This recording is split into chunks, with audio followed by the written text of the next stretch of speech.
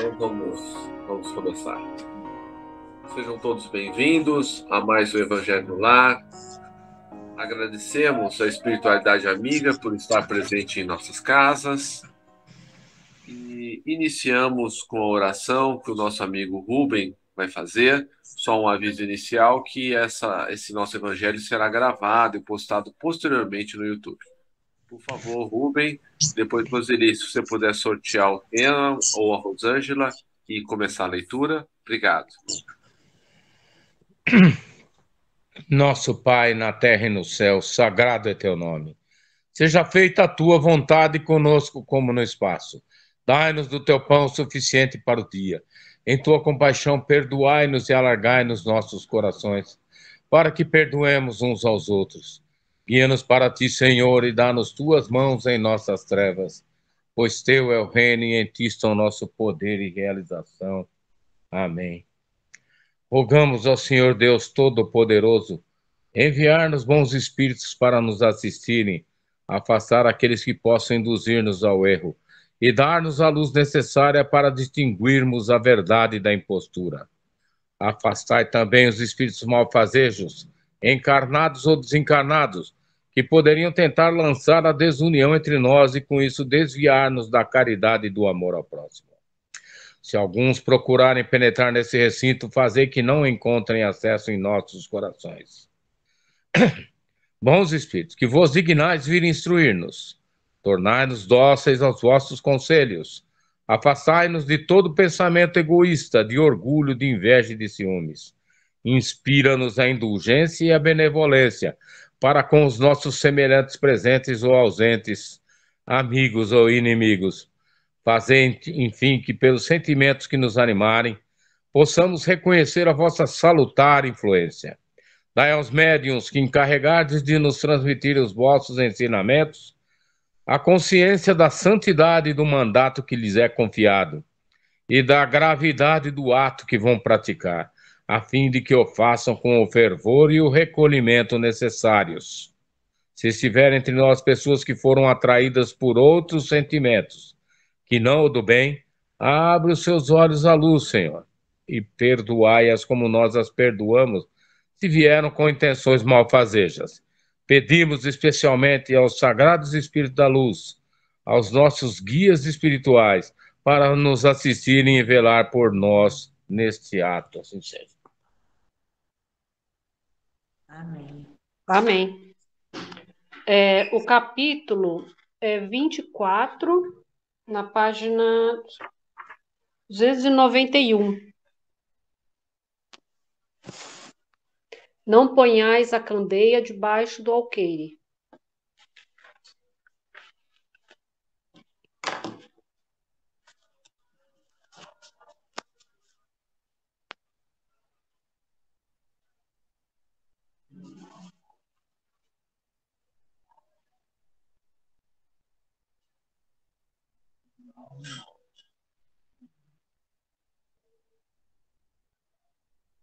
Posso começar?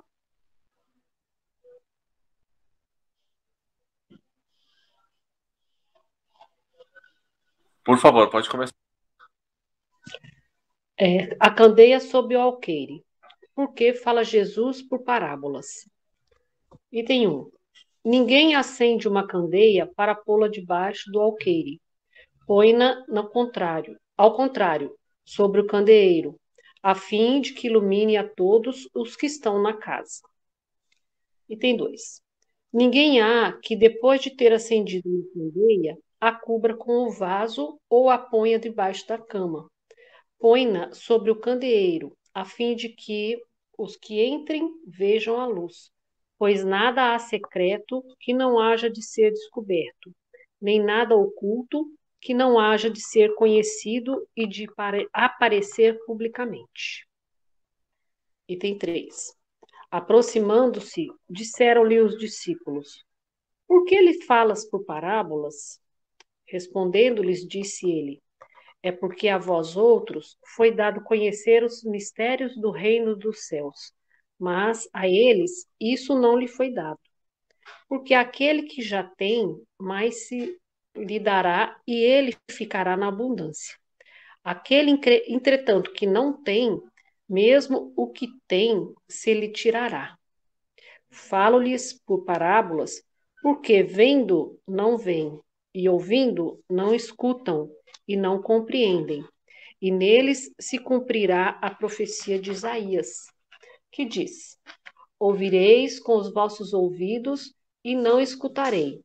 Olhareis com os vossos olhos e não vereis. Porque o coração deste povo se tornou pesado e seus ouvidos se tornaram surdos, e fecharam os olhos para que seus olhos não vejam e seus ouvidos não ouçam, para que seu coração não compreenda e para que, tendo se convertido, eu não os cure. Continua. Item 4. É de causar admiração, diga Jesus, que a luz não deve ser colocada debaixo do alqueire, quando ele próprio constantemente oculta o sentido de suas palavras sob o véu da alegoria, que nem todos podem compreender. Ele se explica, dizendo a seus apóstolos: Falo-lhes por parábolas, porque não estão em condições de compreender certas coisas. Eles veem, olham, ouvem, mas não entendem. Fora, pois, inútil tudo dizer-lhes, pois por enquanto, desculpa, gente, digo, porém, a vós, porque dado vos foi compreender estes mistérios. Procedia, portanto, com o povo, como se faz com crianças cujas ideias ainda se não desenvolveram. Deste modo, indica o verdadeiro sentido da sentença. Não se deve pôr a candeia debaixo do alqueire, mas sobre o candeeiro, a fim de que todos os que entrem a possam ver. Tal sentença não significa que se deva revelar inconsideradamente todas as coisas. Todo ensinamento deve ser proporcionado à inteligência daquele a quem se queira instruir. Portanto, há pessoas a quem uma luz, por demais viva, deslumbraria, sem as esclarecer. Dá-se com os homens, em geral, o que se dá em particular com os indivíduos. As gerações têm sua infância, sua juventude e sua maturidade. Cada coisa tem de vir na época própria. A semente lançada à terra, fora da estação, não germina, mas o que a prudência manda calar, momentaneamente, cedo ou tarde, será descoberto. Porque, chegados a certo grau de desenvolvimento, os homens procuram por si mesmos a luz viva. Pesa-lhes a obscuridade. Tendo-lhes Deus ortogado a inteligência para compreenderem e se guiarem por entre as coisas da terra e do céu, eles tratam de raciocinar sobre sua fé. É então que não se deve pôr a candeia debaixo do alqueire, visto que, sem a luz da razão, desfalece a fé. Algum comentário?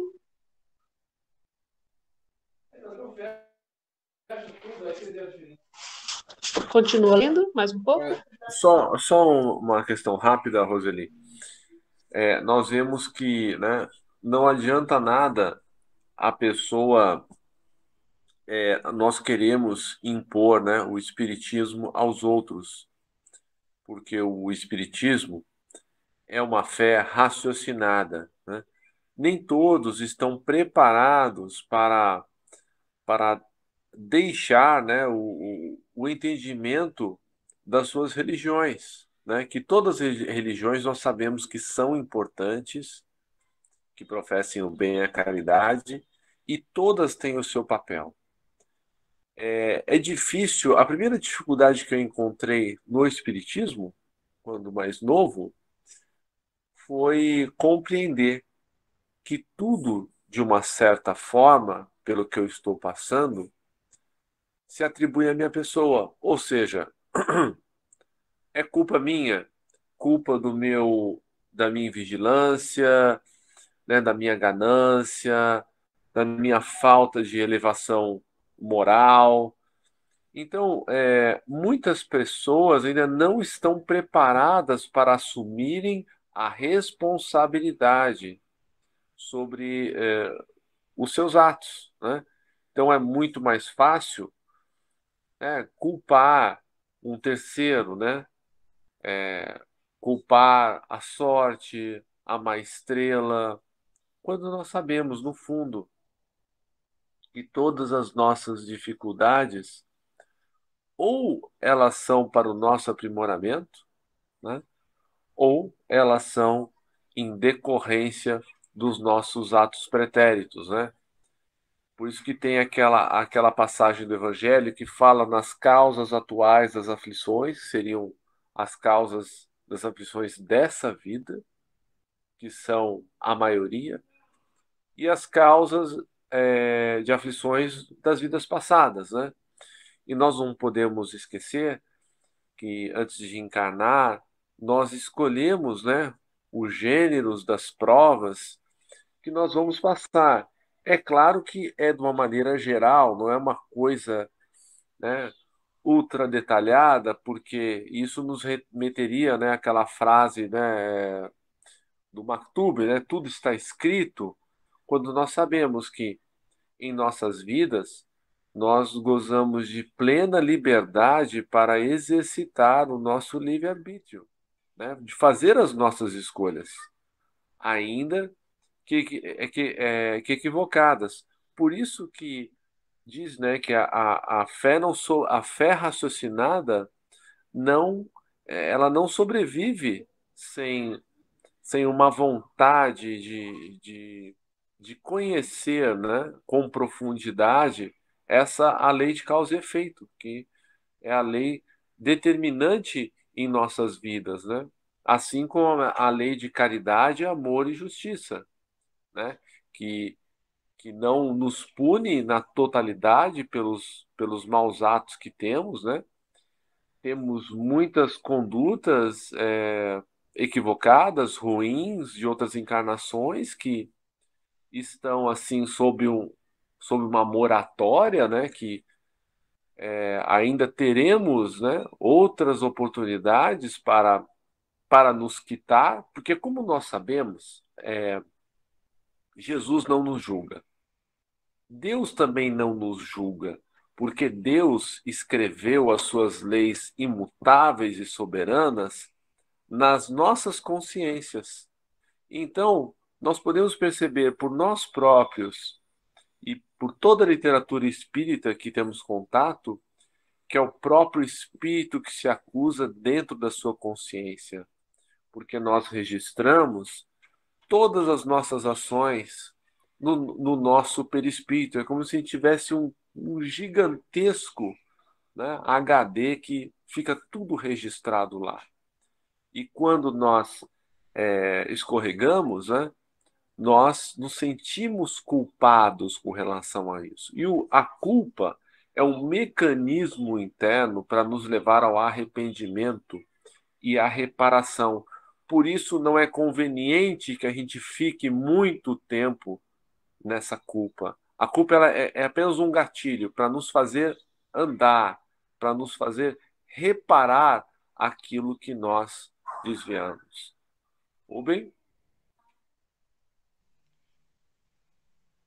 Fred. Imagina o Cristo levando, né, o seu ensinamento, as suas exortações àquele povo inculto, né, limitado, né, não só limitado pela própria imposição pela própria época, né, também da humanidade, mas também pelas imposições, as leis draconianas que impunham, né, um cabresto naquele povo, né? De uma certa forma, os religiosos da época, os doutores da igreja, do Sinédrio israelita da época, eles eram severos, né, com o seu povo. E ai daquele que subvertesse a ordem, né, instituída por eles, que eles viviam, eles tinham um rei, né, mas a religião era muito impositiva e até se sobrepunha ao rei. Então, quando Jesus começou a se manifestar, começou a fazer o seu ensinamento, fazer suas exortações, a fazer os seus milagres, né?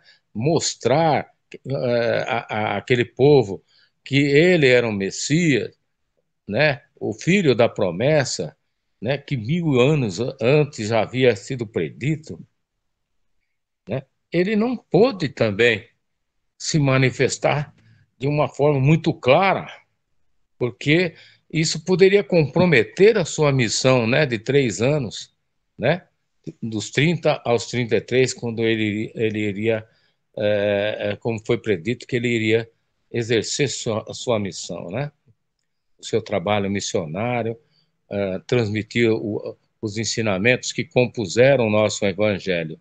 Agora, ele disse que no futuro mandaria novas revelações, né, que permitiriam uma melhor compreensão do seu evangelho, né, que é a terceira revelação. E olha, quando ela veio, foi manifestada na metade do século XIX, depois de 1850, né, por aqueles devotados mentores, né, liderados por Kardec, Leon Denis, né, e muitos outros que se acercaram dele e fizeram com que a nossa doutrina fosse codificada, né, e espalhada aí por toda a Europa, pelo mundo. Mesmo assim, foi muito atacada, foi rejeitada, e até nos tempos odiernos nós temos aí uma rejeição muito forte, né, no exercício do espiritismo. Então, me lembro também de quando eu estudei a vida de São Paulo, que ele tinha uma dificuldade tremenda de se fazer entender pela congregação.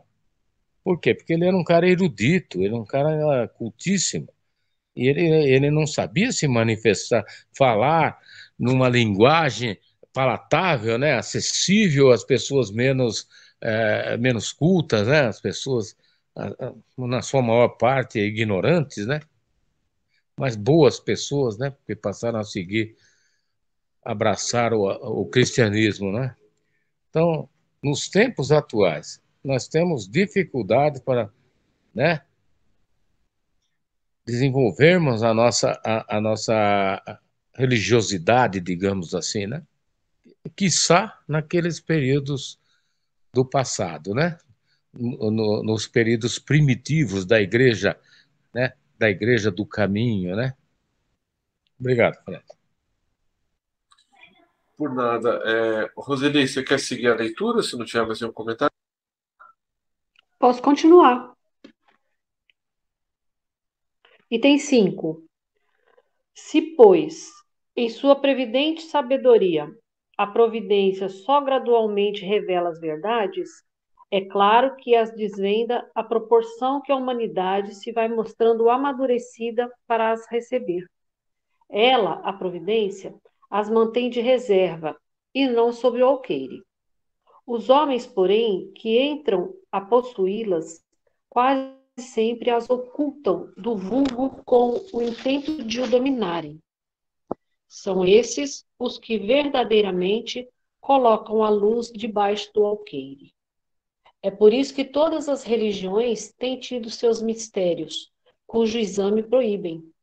Todavia, ao passo que essas religiões iam ficando para trás, a ciência e a inteligência avançaram e romperam o véu misterioso. Havendo-se tornado adulto, o vulgo entendeu de penetrar o fundo das coisas e eliminou de sua fé o que era contrário à observação.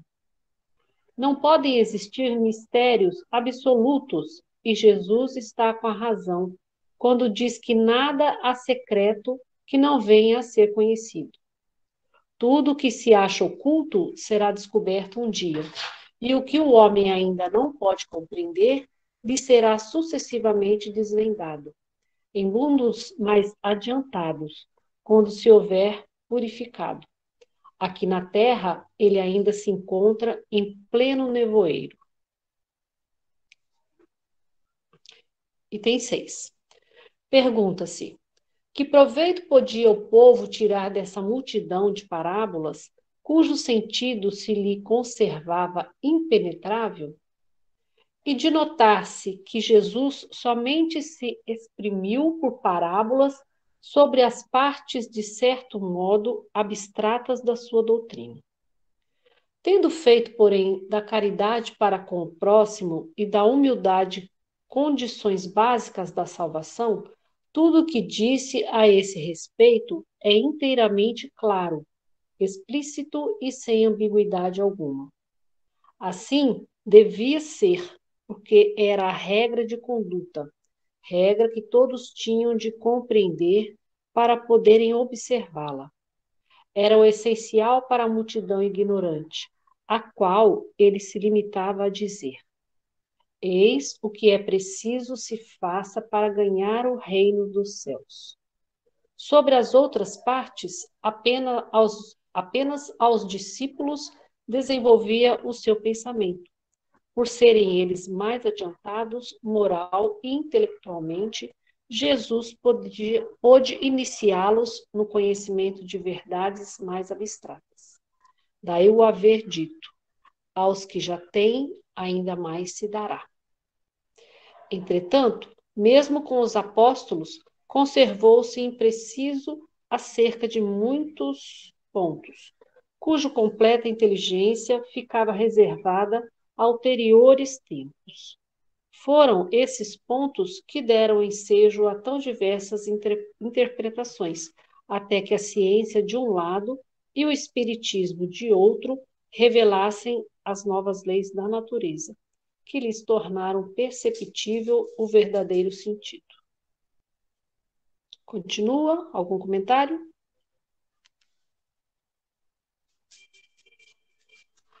Bom, Pode continuar?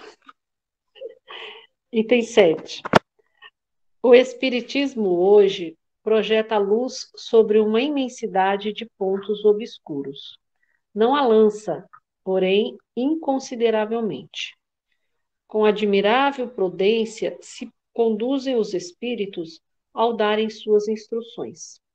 Só gradual e sucessivamente consideraram as diversas partes já conhecidas da doutrina, deixando as outras partes para serem reveladas à medida que for tornando oportuno fazê-las sair da obscuridade. Se a houvessem apresentado completa desde o primeiro momento, somente o reduzido número de pessoas se teria ela mostrado acessível.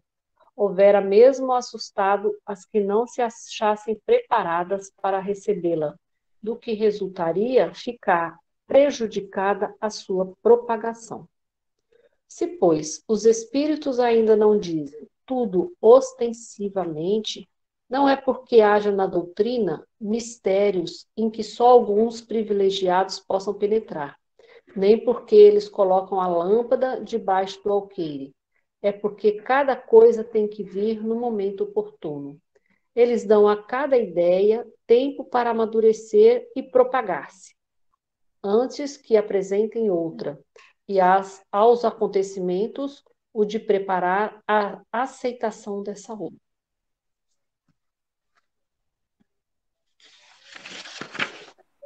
Só uma consideração, Roseli. Então, nós vemos aí que, né, a terceira revelação, que é o Espiritismo, depois veio o Chico, né? Chico, que acredita-se ser o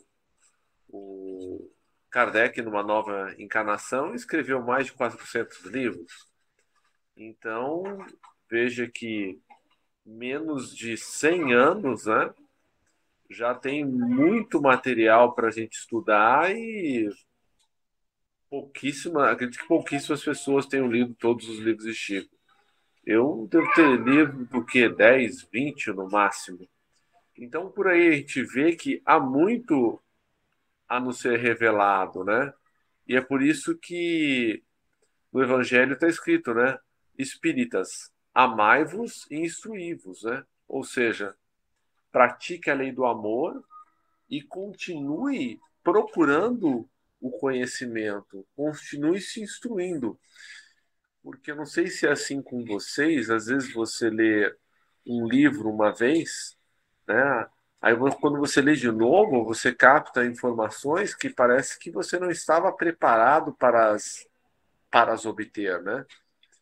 E eu estou percebendo isso agora com a nossa leitura do Livro dos Espíritos, que eu li acho que duas vezes. A primeira eu entendi muito pouco, a segunda eu entendi um pouco mais, e agora parece que eu já estou um pouco mais maduro para aprender mais alguma coisa. Então, assim somos nós, né? Conforme vamos evoluindo, as verdades celestes nos vão sendo reveladas, né? Nós vemos que a física quântica, né, devassou o mundo invisível, né? Descobriu-se até o bóson de Higgs, né, que é uma partícula que tem um comportamento muito diferente, que foi até, como o Rubem disse, foi denominada a partícula de Deus, né? Então nós vemos que a ciência ela se divorciou da religião, né, por conta dos abusos dos tempos antigos, mas agora cada vez mais a ciência se aproxima da religião, né? E os próprios livros de Chico, né, os que falam de medicina, que eram tidos como ficção científica à época que foram escritos, agora a medicina começa a descobrir a verdade sobre eles, né? Tanto que já existem mais da metade das faculdades dos Estados Unidos já tem uma cadeira de medicina e espiritualidade, porque não é mais possível dissociar, né, a ciência e a religiosidade, né? Que elas vão se aproximando conforme vamos evoluindo, assim como o destino de todas as religiões, né? A gente não pode dizer que as outras pessoas vão se tornar espíritas porque o espiritismo é melhor. Não. As outras pessoas vão exigir respostas mais elaboradas das religiões às quais pertencem, e essas, para não perderem os seus fiéis, vão ter que evoluir. Ou seja, elas vão acabar se aproximando de alguns conceitos do espiritismo. E nós vemos que no plano espiritual não existem só espíritas, existem espíritos de diferentes religiões e todos trabalham pelo bem. E é por isso que não se questiona a religião de ninguém no plano espiritual, né? Porque se você serve a Jesus, não importa o rótulo que você adote, católico, protestante, espírita, budista, nada disso importa. As religiões são todas instrumentos para o nosso aprimoramento. Tudo bem? É, nós podemos inferir, né, Fred, que a partir da codificação espírita, ah, houve um recrudescimento, né, uma intensificação, né, no trabalho dos obreiros da vida eterna em divulgar as boas novas, né, a revelação, né, porque se nós analisarmos ali o Evangelho,